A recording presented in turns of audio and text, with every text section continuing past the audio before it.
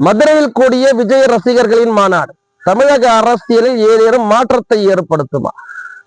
விஜய்க்கு கூடிய கூட்டம் எந்த கட்சிக்கு பாதிப்பை ஏற்படுத்தும்? எம்ஜிஆர் விஜயகாந்த் பெயரை சொல்லி திமுக எதிர்ப்பு வாக்குகளை அறுவடை செய்ய நினைக்கும் விஜயின் எண்ணம் ஈடேறுமா? திமுகவுக்கும் தாவேகாவுக்கும் தான் போட்டி என விஜய் பேசும் அளவிற்கு அதிமுக பலவீனப்பட்டிருக்கிறதா? ஓபிஎஸ் தரப்பினர் விஜய்க்கு கொடுக்கும் ஆதரவு கூட்டணியாக மாறுமா?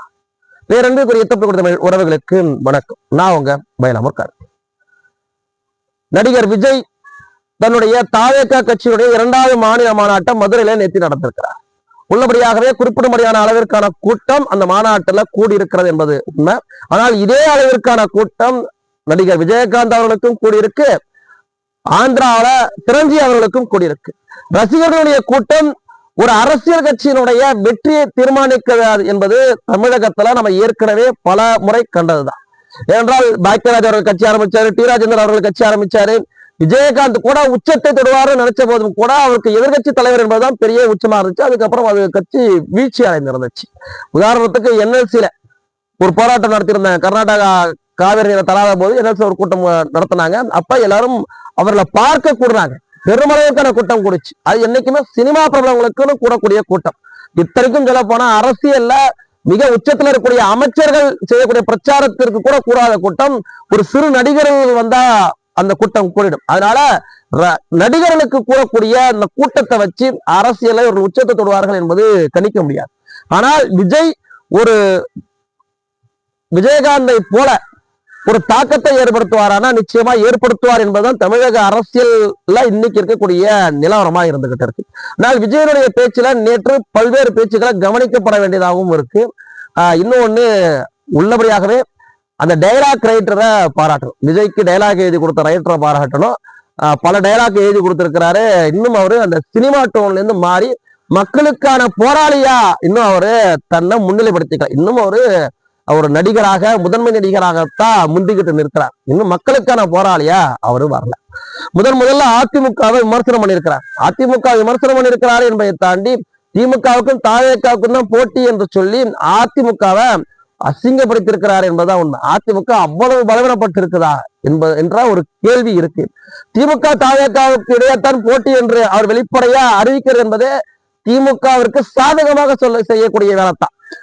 ஏன்னா இன்றைக்கு நிலவரத்துல கூட திமுக கூட்டணி, அதாவது திமுக தனித்து திமுக ஒண்ணும் இல்லை, ஆனால் திமுக ஒரு கூட்டணியாக இருக்கிறது. பணபலம் என்பது அதிகார பலம் என்று இருக்கிறத தாவேகாவால வீழ்த்த முடியுமானா வாய்ப்பு இல்லை. ராசான்றதான் வாய்ப்பு இல்லை.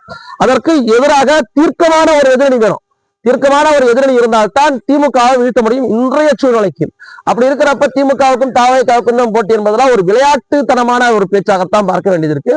அதிமுக இன்னைக்கு பல்ல கூறுகளாக உடைஞ்சி சிதறி பலவீனப்பட்டிருக்கிறது என்பது உண்மைதான். ஆனால் விஜய் பேசுகின்ற அளவிற்கு பலவீனப்பட்டிருக்கதா என்றால் அது இல்லைன்றதான் அர்த்தம். இந்த விஜய்க்கு கூடிய கூட்டம் அது யாருக்கு பாதிப்பை ஏற்படுத்தும்னா, சீமான் அவர்களே முண்டியடிச்சு வந்துட்டு விஜய் விமர்சனம் பண்றதுலேருந்து நம்மளுக்கு தெரிஞ்சுக்கலாம். விஜய்க்கு கூடிய கூட்டம் முதன்மையாக நாம் தமிழர் கட்சியினுடைய சீமான பாதிக்கும். அடுத்தபடியாக விடுதலை சிறுத்தைகள் கட்சி, திமுக ஓட்டு, அதிமுக ஓட்டு, இப்படியான வாக்குகளை தான் பாதிக்கும். பாமக பாதிக்காதா? இதனோட எல்லாரும் சொல்ல பாமக சொல்லணும்னா பாமக பெரிய அளவுல பாதிக்கல. இதற்கு உதாரணமா வட மாவட்டத்தர்கள் இந்த மதுரை மாநாட்டை புறக்கணிப்பதே நம்ம சாட்சியா வச்சுக்கலாம். விக்கிரவாண்டியில கூட பாமக சிறாக்காக உள்ள பகுதியில இருந்து பெருமளவு கூட்டம் போகல. யார் புதிய கட்சி ஆரம்பிச்சாலும் ஒரு கூட்டம் போகும். அப்படியான ஒரு கூட்டம் தான் பாமக அணியில இருந்து போயிருக்கு. ஆனால் இது பெருத்த சேதத்தை எங்க ஏற்படுத்தலாம்? நாம் தமிழர் கட்சிக்கு தான் ஏற்படுத்தும். அடுத்த நிலை மற்ற கட்சிகளுக்கு ஏற்படுத்தும். இருந்தாலுமே கூட இப்ப தாவேகா வந்து இப்ப 2019 சட்டமன்ற பாராளுமன்ற தேர்தலை ஒண்ணு எடுத்துக்கலாம். தமிழ்நாட்டுல கடந்த ஒரு 15 ஆண்டுகளாக ஒரு மாற்றத்தை நோக்கி மக்கள் விரும்பிக்கிட்டு இருக்கிறாங்க. அந்த மாற்றாக நிற்கக்கூடியவர்களுக்கு பெரிய ஆதரவு இருக்கும். இப்ப நாம் தமிழர் கட்சிக்குமே கூட 8% வாக்கு என்பது நாம் தமிழர் கட்சிக்கான வாக்கு கிடையாது, ஒரு மாற்றத்திற்கான வாக்கு. நோட்டாவுக்கு போடுற வாக்கு நாம் தமிழருக்கு போடுவோம் அப்படி என்பதுதான். உதாரணத்துக்கு சொல்ல போனோம்னா 2019 இந்த 2 அணிகளாக இல்லாமல் 3ஆக நின்ற அணிகள் அமமுகவாக இருக்கட்டும், மக்கள் நீதி மையமாக இருக்கட்டும், நாம் தமிழர் கட்சியாக 3 பேர் தனித்தனியாக நின்றாங்க. அந்த 3 பேருமே குறிப்பிடும்படியான வாக்குகளை பெற்றிருந்தாங்க. எல்லாருமே 5% வாக்குகள், குறைஞ்சபட்சம் 5% வாக்குகள், 4% வாக்குகள் பெற்றிருந்தாங்க. அப்பனா மக்கள் வந்து திமுக அதிமுக அல்லாத ஒரு 15 விழுக்காட்டிலிருந்து 20 விழுக்காட்டு வாக்காளர்கள் மாற்ற எதிர்பார்க்கிறாங்க. 2014 தனித்து நின்றிருந்த பாட்டாளி மக்கள் கட்சி தொடர்ச்சியாக அதை செய்திருந்தால் அந்த வாக்குகள் இன்னைக்கு பெருமளவு மாறி பாட்டாளி மக்கள் கட்சியினுடைய வாக்கு பெரிய அளவுல உயர்ந்திருக்கும்னு பல நலன் விரும்பிகள் சொல்றது நிதர்சனமான உண்மையும் கொடுத்தா, அதை நம்ம ஏத்துக்கிட்டு தான் ஆகணும். நிதர்சனமான உண்மையும் கொடுத்தா இந்த இடத்துல வாக்காளர்கள் இப்ப முன்னாடிலாம் 2011 முன்பாக கட்சி வாக்காளர்கள், கட்சி சார்ந்த வாக்காளர்கள் 80 விழுக்காடு இருப்பாங்க. ஆனா இப்ப அப்படிலாம் கிடையாது. கட்சி சார்ந்தவங்க ஒரு 50% தான் இருப்பாங்க. கட்சி சாதாரணர்கள் தான் பெரும்பான்மையாக இருக்கிறாங்க. தேர்தல் கட்சி சாராதவர்கள் எடுக்கக்கூடிய முடிவு தான் வெற்றி தோல்வியை தீர்மானிக்கும். அப்படியாகத்தான் 2019 மாற்றாக நின்றவர்களுக்கு கிடைத்த பேராதரவு. ஆனால் அதே அமமுக மக்கள் நீதி மையமும் 2021 பெரிய அளவுல சோதிக்கல. அதையும் நம்ம கவனிக்கணும். பெரிய அளவுல சோதிக்கல. நாம் தமிழர் கட்சி தொடர்ச்சியா தனிச்சு போட்டிட்டு வராங்க என்பதனால 8% வாக்குகளை பெற்றிருந்தாங்க. அதே மாதிரியான ஒரு தாக்கத்தை விஜய் பெறுவதற்கான வாய்ப்புகள் இருக்கு. தனிச்சு முதல் தான் நிக்கிறப்ப நிச்சயமா விஜய் வந்து 8ல இருந்து 10 விழுக்காடு வாக்குகளை பெறலாம். ஆனால் ஒரு கட்டமைப்பு இல்லாத போது அந்த வாக்குகளை வச்சு பெரிய பிரயோஜனப்படாது. இப்ப இவரே விஜய் தனிச்சு நிற்கிறப்ப 1-2 சட்டமன்ற தொகுதிகள் வெல்வதற்கான வாய்ப்பு இருக்கு. தேமுதிகவுடைய நிலவரம் தான். விஜயகாந்த் மட்டும் வெற்றி பெற்று ஒரு 8% வாக்குகளை பெற்றது மாதிரி அதே அளவிற்கான வெற்றியைத்தான் விஜயால பெற முடியும். ஆனால் அந்த 8% வாக்கு என்பது சாதாரணமான வாக்கு இல்ல. பல இடங்கள்ல பலருடைய வெற்றியை இவரால் பறிக்க முடியும். பல வெற்றி தோல்வி இந்த தொகுதியில் வெற்றி தோல்வியை மாற்றி அமைக்க முடியும். அதைத்தான் செய்ய முடியுமே தவிர விஜயால ஒரு பெரிய தாக்கத்தை 2026 செஞ்சிட முடியாது. ஒருவேளை அவருக்கு வயசு இருக்கு, அடுத்தடுத்த தேர்தல்கள்ல அவர் தொடர்ச்சியாக அப்படியான பயணம் வருகின்ற போது, அவரை மக்கள் நம்புகின்ற போது, அவரை நம்பி ஒரு கூட்டணி வருகின்ற போது அது சாத்தியப்படுவதற்கான வாய்ப்புகள் இருக்கு. விஜய் திமுக எதிர்ப்பதற்கான காரணம் எந்த கட்சியாக இருந்தாலும் தொடங்கினால் ஆளுங்கட்சியைத்தான் விமர்சித்து கட்சி தொடங்க வேண்டும். அப்படியாக அவர் திமுகவை எதிர்த்து கட்சி தொடங்கி இருக்கிறார். திமுகவை எதிர்த்து பேசுறார். இன்னொரு பக்கம் பாஜகவை எதிர்த்து பேசுறார். ஆனா எல்லாம் பேசுறாரே தவிர கொள்கை ரீதியாக பேசல. ஆனால் அம்பேத்கரையும் அஞ்சலை அம்மாளையும் பெரியாரையும் காமராஜரையும் கொள்கையாசனாக வச்சிருக்க அவரு அவருடைய கொள்கை என்னென்ன இம்ப்ளிமெண்ட் பண்ண போறோம், என்னென்ன செய்ய போறோம், அதையெல்லாம் பேசல. எழுதி கொடுத்த டைலாக்கா சினிமா டைலாக் மாதிரி பேசுறாரே தவிர இவரெல்லாம் கொள்கையாசார்னு சொல்றாரே தவிர அவர்களுடைய கொள்கைகளை நான் இதை ஏற்று இதை செய்ய போறேன் அப்படி இதுவரைக்கும் விஜய் சொல்லல. அப்படியாக இருக்கின்ற போது அவரை ஒரு கொள்கை ரீதியான ஒரு தலைவராக ஒருபாலும் ஏற்றுக்கொள்ள முடியாது. ஆனால் ஒரு திமுகவிற்கு எதிரான மனநிலை மக்கள்கிட்ட இருக்கு என்பதை அவர் புரிஞ்சிருக்கிறாரு. இன்னொன்னு, திமுக அரசை வீழ்த்த வேண்டும் என்பது கூட அவருடைய நோக்கமா தெரியல. திமுக எதிர்ப்பு வாக்குகள்ல அதிமுகவோடு போட்டி போட்டு நம்ம பெருமளவு கைப்பற்றணும்னு நினைக்கிறேன். ஆனால் விஜயோட பேச்சை வச்சு பார்க்கிறப்ப நம்முடைய ஒரு பதிவு போட்டிருந்ததுதான் தாவேக்கா முதல் தேர்தல் கண்டிப்பாக அதிமுகவோட கூட்டணி அமைக்கிறதுக்கு வாய்ப்பு இல்லை. ஒன்னும் தனிச்சு நிற்பாங்க, இல்லை 3வது அணியா ஒரு அணியை கட்டமைக்கிறதுக்கான வாய்ப்பு தான் இருக்கு. ஏன்னா அவர்களுடைய பலத்தை நிரூபிக்கணும். அப்பதான் அடுத்தடுத்த தேர்தல் அவர்களுக்கான சாதகமாக இருக்கும். அதனால இந்த தேர்தல் நிச்சயமாக விஜய் ஒரு 3வது அணியாகவோ தனித்தோ தான் இருப்பதற்கான வாய்ப்பு.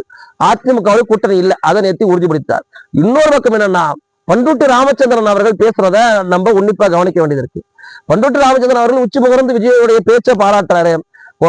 நடுவுல அவரை தளபதி எல்லாம் கூட சொல்றாரு. அதெல்லாம் ஆச்சரியமா இருக்கு. விஜயகாந்த் அவர் பாராட்டினாரு, விஜயகாந்த் கட்சியோட இணைந்து செயல்பட்டு இருந்தாரு, எல்லாம் செஞ்சிருந்தாரு. ஆனால் விஜய்க்கு இந்த அளவிற்கு அவர் பாராட்ட வேண்டிய, அவர் பேச்சை புகழ வேண்டிய அவசியம் இல்லை. ஏன்னா 60களில் இருந்து தொடர்ச்சியா அரசியல் இருக்கக்கூடிய ஒரு தமிழ்நாட்டுடைய மூத்த அரசியல்வாதி. அண்ணாவிடமும் கலைஞரிடமும் ஜெயலலிதாவிடமும் மருத்துவர் ஐயா அவர்களிடமும் விஜயகாந்திடமும் எல்லா இடமும் அரசியல் செய்தவர். அடுத்த இடத்துல எல்லாரும் அடுத்த இடத்துல இருந்தவர், ஒரு தளபதியாக திகழ்ந்தவர். அவரு விஜய்க்கும் ஒரு பாராட்டி புகழ்ந்து 2026 ஒரு மாற்றத்தை இவர் செய்யறதுக்கு வாய்ப்பு இருக்குன்னு பேசுறது என்பது ஓபிஎஸ் அணி பாஜகவையும் அதிமுகவும் நம்பாம விஜயோடு போறதுக்கான வாய்ப்பு இருக்கோ என்கின்ற கேள்வியைத்தான் எழுப்பியிருக்கு. விஜய் நிச்சயமாக இந்த மாநாடு அவர் கிளைம் பண்ணிக்கலாம். நிச்சயமாக வெற்றி மாநாடுன்றதை கிளைம் பண்ணிக்கலாம். ஆனால் இது ரசிகர்களுடைய கூட்டம், ஒரு அரசியல் எழுச்சி கூட்டமாக மாற முடியாது. விஜயகாந்த் அடைந்த உச்சத்தை அவர் அடைய முடியும். விஜயகாந்த் தவறவிட்ட இடத்தை அவர் பெறுவாரா என்பது அடுத்தடுத்த தேர்தலில் அவர் எடுக்கக்கூடிய நிலைப்பாட்டுகளை பொறுத்தேத்தான் இருக்குமே தவிர அதை தாண்டி 2026 அவர் ஆட்சியை முடிச்சிடுவாரு, அவர் தான் அடுத்த முதல்வர் அப்படி என்பதற்கான சாத்தியக்கூறு துளியும் தமிழ்நாட்டுல இல்லை. ஆனால் பலருடைய வெற்றியை அவர் மாற்றி அமைக்க முடியும். பல ஆட்சியை திரும்ப இவர் செய்யறது எல்லாமே திமுகவே திரும்பி ஆட்சி அமைக்கிறதுக்கான வேலையை கூட இவர் செய்யலாம். ஆனால் அவர் முதலமைச்சர் ஆகிற தேர்தல் 2026 தேர்தல் இல்லை. தொடர்ச்சியாக 31, 36 கூட வாய்ப்புகள் இருக்கலாம். அது காலம்தான் முடிவு செய்யும். 2026 விஜய்க்கான முதல் அடி தேர்தலை தவிர முதல் படியில் கால் வைக்கும் தேர்தலை தவிர, புள்ளியார் சுழி போடும் தேர்தலை தவிர, முடிந்தால் 1-2 சட்டமன்றத்திற்கு செல்லக்கூடிய தேர்தலை தவிர, முதல்வர் நாற்காலியை அலங்கரிக்கக்கூடிய இடத்திற்கு விஜயால் வர முடியாது என்பதுதான் நிதர்சனமான உண்மை.